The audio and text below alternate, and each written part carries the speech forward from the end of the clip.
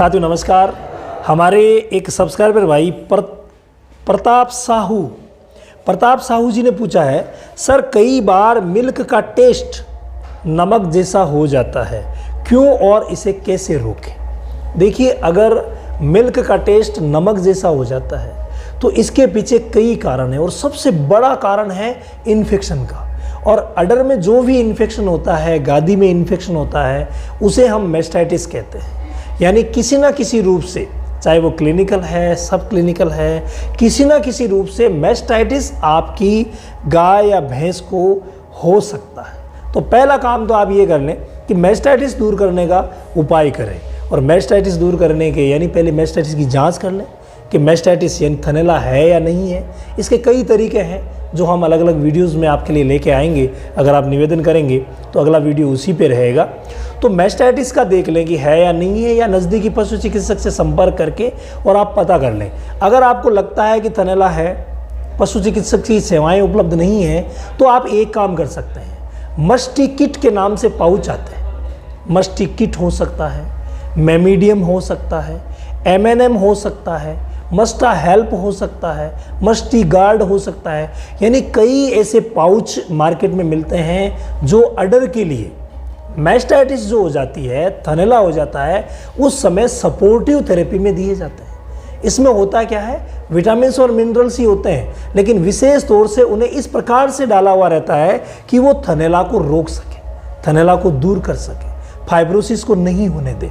तो ऐसी तकलीफ है तो पहला काम तो आप ये कर लें कि आप ये पाउच मार्केट से लेके आ जाएं। कई पाउच होते हैं पैकेट जिनमें 3 पाउच आते हैं, तो आप 3 ला करके 3 दिन तक लगातार दे दें।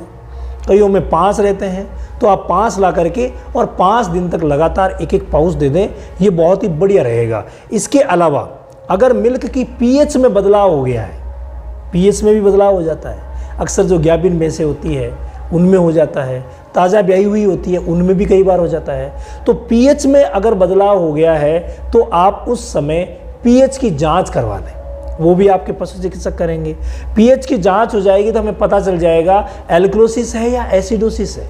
यानी अगर पीएच कम है तो इसका मतलब एसिडोसिस है। और हम मीठा सोडा अगर दाना मिश्रण में देते हैं तो बहुत ही अच्छा रहेगा।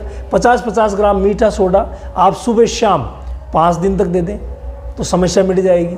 इसके अलावा अगर मान लीजिए एल्क्लोसिस है यानी पीएच ज़्यादा चली गई है, तो उस कंडीशन में हम सिरका पिलाएंगे, जामुन का सिरका 200-200 ml सुबह शाम अगर हम देते हैं तो ये समस्या मिट जाएगी। अब मान लीजिए आपके पास पशु चिकित्सक की सेवाएं नहीं हैं, पीएच आप जांच नहीं कर पाए हैं, तो उस कंडीशन में आप एक रिस्क ले सकते हैं। रिस्क कैसे?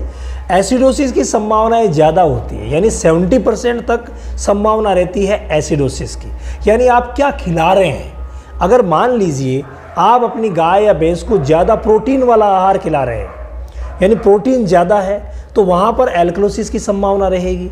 और अगर कार्बोहाइड्रेट ज़्यादा है तो वहाँ पर कार्बोहाइड्रेट मतलब जो अनाज है, प्रोटीन का मतलब जो खली है, चूरी है, वो है, दालें हैं, तो अगर आप प्रोटीन ज़्यादा खिला रहे हैं तो एल्क्लोसिस की संभावना रहेगी। अगर आप ये क्या हुआ, सही है, प्रोटीन ज़्यादा खिला रहे हैं तो एल्क्लोसिस की संभावना रहेगी। और अगर आप कार्बोहाइड्रेट ज़्यादा खिला रहे हैं, जैसे अनाज ज़्यादा खिला रहे हैं, तो उस समय संभावना रहेगी एसिडोसिस की। तो आप खाने को लेकर के पता कर लें कि मैं क्या ज़्यादा दे रहा हूँ और उसी के हिसाब से आप दे दें। यानी आप अगर कार्बोहाइड्रेट वाला आहार खिला रहे हैं तो इसका मतलब एसिडोसिस हो सकता है। तो उस कंडीशन में आप मीठा सोडा बगैर पीएच की जाँच किए हुए ही 2 या 3 दिन तक दें। अगर उससे आराम मिलता है तो उसे 5-7 दिन तक कंटिन्यू कर लें। और अगर आराम नहीं मिलता है तो भाई शरीर की अंदर की जो काम होने हैं, हो सकता है एल्क्लोसिस हो, तो उस कंडीशन में फिर आप जामुन का सिरका दे के देख लें, तो उससे आराम मिल जाएगा तो बेस्ट है। बाकी अगर पीएच की जांच करके फिर काम करें तो बहुत ही शानदार रहेगा। बस इस दोनों कामों को करने से ही जो नमकीन दूध आ रहा है वो एकदम से ठीक हो जाए।